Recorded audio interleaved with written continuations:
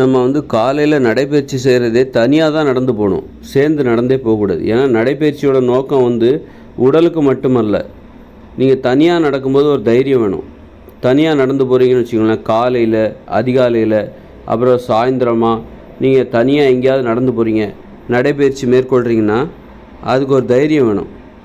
சும்மா தைரியம் இல்லாமலாம் நீங்கள் எல்லாம் போக முடியாது. இப்போ பார்த்திங்கன்னா ஆண்கள் மட்டும்தான் நடைப்பயிற்சி பெரும்பாலும் அதிகமாக மேற்கொள்வாங்க. ஏன் பெண்கள் மேற்கொள்ள மாட்டேங்கிறாங்க? ஏன்னா அதுக்கு பெண்களுக்கு கொஞ்சம் பாதுகாப்பு இல்லாமல் இருக்கலாம், பாதுகாப்பு குறைபாடு இருக்கலாம். அதனால் பெண்கள் அந்த நடைபயிற்சி அப்போ அதுக்கு ஒரு தைரியம் வேணும்ல. அப்போ பெண்களுக்கு தைரியம் இல்லைன்னு சொல்லலை, பெண்களுக்கு நம்ம பாதுகாப்பு கொடுக்கல. பெண்களுக்கு போதுமான பாதுகாப்பு இருந்தால் தான் அவங்களும் நடைபயிற்சியெல்லாம் அவங்க போவாங்க. அப்போது அதுக்கு ஒரு தைரியம் வேணும். பொதுவாக அதுக்கு ஒரு தைரியம் வேணும். அந்த பாதுகாப்பு இதெல்லாம் பொருட்படுத்தி பாதுகாப்பு இதெல்லாம் காரணங்களாக வச்சுக்கிட்டு அதையும் மீறி நடைபயிற்சி போகிறாங்க காலையிலையும் சாயந்தரமும். அதுக்கு ஒரு தைரியம் வேணும். பொதுவாக மாலையில் போக மாட்டாங்க. ஏன்னா மாலையில் தான் ரொம்ப ஆபத்து அதிகம், பாதுகாப்பின்மை அதிகம். மாலையில் தான் பொதுவாக எங்கே போவாங்க நடைபயிற்சி செய்ய போனால்? ஊருக்கு வெளியில் ஏதாவது ஒதுக்குப்புறமாக இருக்கிற அந்த சாலைகளில், ஊருக்கு வெளியில் தான் பொதுவாக நடைபயிற்சியெல்லாம் செய்வாங்க.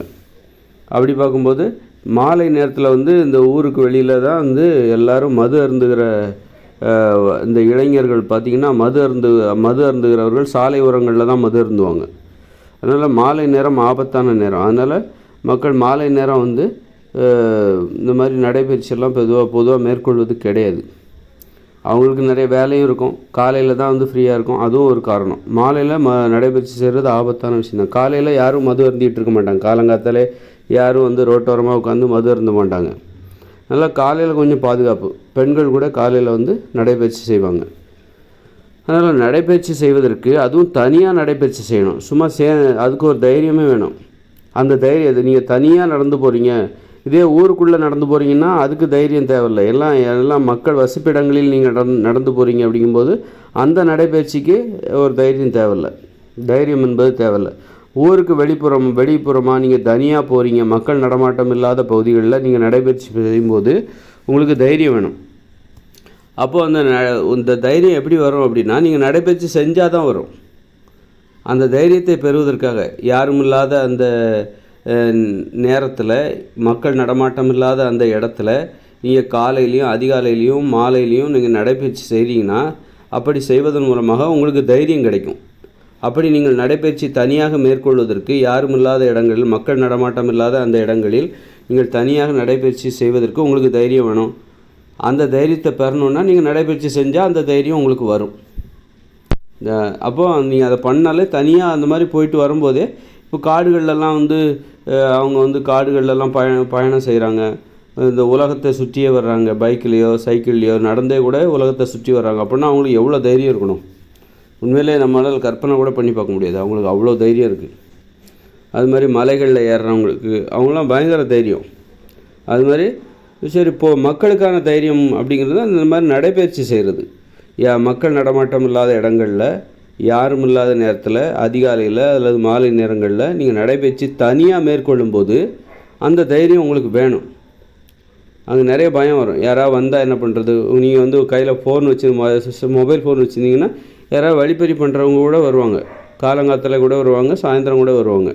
அப்போ அதையெல்லாம் நம்ம எப்படி எதிர்கொள்வது? அதெல்லாம் ஒரு அச்சம் இருக்குது. மக்களுக்கு அப்படி ஒரு அச்சம் இருக்குது. அதனாலே நிறைய மக்கள் நடைபயிற்சி செய்கிறது கிடையாது. ஏன் மக்கள் நடைபயிற்சியெல்லாம் செய்கிறதில்லன்னா, இந்த மாதிரி அச்சம்லாம் இருக்குது. வெளியில் நீங்கள் சாயந்தரமாக அதிகாலையில் போகிறீங்க, பெண்கள்லாம் கண்டிப்பாக நகை எதாவது போட்டிருப்பாங்களா? கண்டிப்பாக அவங்க போகவே மாட்டாங்க. அவங்க அதனாலே பெண்கள் போக மாட்டாங்க. ஏதாவது போகிறதா இருந்தால் கூட கழுத்தில் இருக்கிற நகையெல்லாம் கழட்டி வச்சு தான் போவாங்க. ஆண்கள் என்ன பண்ணுவாங்கன்னா, செல்ஃபோன்லாம் வீட்டில் வச்சுட்டு போவாங்க. பெருசாக எதுவும் பணம் எதுவும் கையில் வச்சுருக்க மாட்டாங்க. இந்த மாதிரி ஊருக்கு வெளியில் நீங்கள் நடைபயிற்சி செய்யும்போது அவ்வளோ ஆபத்து இருக்குது. அதனால தான் நிறைய மக்கள் நடைபயிற்சி செய்கிறதே கிடையாது, ஓட்டப்பயிற்சியெல்லாம் செய்கிறதே கிடையாது. அப்போ இங்கே குற்றங்கள் இல்லாத ஒரு நாட்டை உருவாக்குனா தான் மக்கள் நடைபயிற்சி செய்வாங்க. நல்ல ஒரு பொழுதுபோகலையாக ஒரு யாரும் இல்லாத இடத்துல கூட அவங்க நடந்து போயிட்டு வருவாங்க. அதுக்கு பாதுகாப்பு வேணும். பாதுகாப்பு இல்லைன்னா மக்கள் வீட்டுக்குள்ளேயே முடங்க ஆரம்பிச்சிருவாங்க. பெண்களுக்கு பாதுகாப்பு வேணும், ஆண்களுக்கு பாதுகாப்பு வேணும். அப்போது பொதுவாக நம்ம இந்த டாபிக் எதுக்கு ஆரம்பிச்சோன்னா, தனியாக நடைபயிற்சி செய்ய வேண்டும். நீங்கள் சேர்ந்து நடைபயிற்சி செய்கிறதுல ஒன்றும் பெரிய தைரியம் தேவையில்லை. சேர்ந்து நடைபயிற்சி அது தனியாக போகணும். தனியாக நடந்து சேர்ந்து நடைபயிற்சி செஞ்சால் கூட உங்களுக்கு வந்து அதுலேயும் பாதுகாப்பு வேணும் தான். அதனால் தனியாக நடந்து போகும்போது ஒரு தைரியம் வேணும். தனியாக நடந்து போனாலே அந்த தைரியம் உங்களுக்கு வரும். அந்த தைரியத்தை பெறுவதற்காகத்தான் மக்கள் இந்த நடைபயிற்சியெல்லாம் பெரும்பாலும் தனியாக மேற்கொள்கிறவர்களின் நோக்கம் அதுதான். அப்படியே நடைபயிற்சி செஞ்சுட்டு வந்தால் அவங்களுக்கு ஒரு தைரியம் வரும்.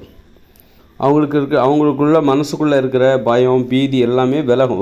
ஒரு துணிச்சலான செயலை செய்துவிட்டு வரும்போது அவங்களுக்கு ஒரு தைரியம் கூடும், வீரம் அதிகமாகும்.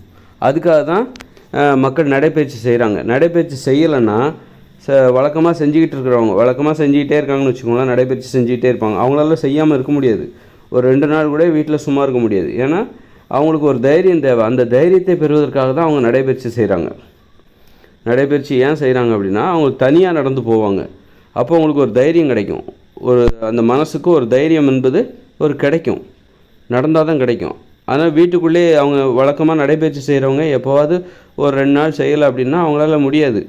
திரும்பவும் அவங்க அதை செஞ்சால் தான் அவங்களுக்கு மனசு ஆறுதல் அடையும், திருப்தியாக இருக்கும்.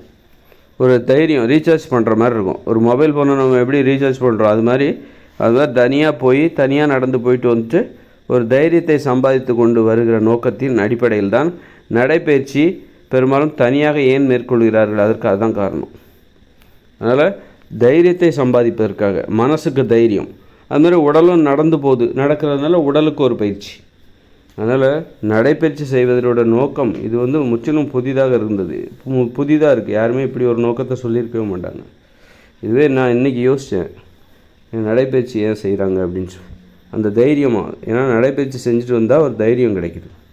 நான் இரவு நேரத்தில் சில டைமில் பௌர்ணமி இரவில் ஊருக்கு வெளியில் யாரும் இல்லாத அந்த வயல்வெளிக்கு இடையில் போகிற அந்த தார் சாலையில் நைட்டு 12 மணிக்கெலாம் ஒரு 3 கிலோமீட்டர் தூரம் நான் வந்து டார்ச் லைட் எடுத்துகிட்டு போயிட்டு வருவேன். அப்போ போயிட்டு வந்தால் நல்லா அது ஏதோ ஒரு அனுபவம். இருந்தாலும் பயமாக தான் இருக்கும். இருந்தாலும் இந்த பயத்தையும் வச்சுக்கிட்டு ஒரு இரவு 12 மணி 1 மணிக்கு நான் அப்படியே ஒரு 3 கிலோமீட்டர் நடந்து போயிட்டு வந்த அனுபவம்லாம் எனக்கு. அப்போ மொபைல் ஃபோன்லாம் வீட்டில் வச்சுருப்பேன். கையில் ஒரு டார்ச் லைட் மட்டும் வச்சுருப்பேன். ஏன்னா அது வயல்வெளி நடுவில் இருக்குது அந்த சாலை. அதில் வந்து நிறைய பாம்புகள் குறுக்க போகிறதுக்கு வாய்ப்பு இருக்குது. அந்த மாதிரி நிறைய பாம்பெல்லாம் நான் பார்த்துருக்கேன். அதுக்காக டார்ச் லைட் எடுத்துகிட்டு போவேன்.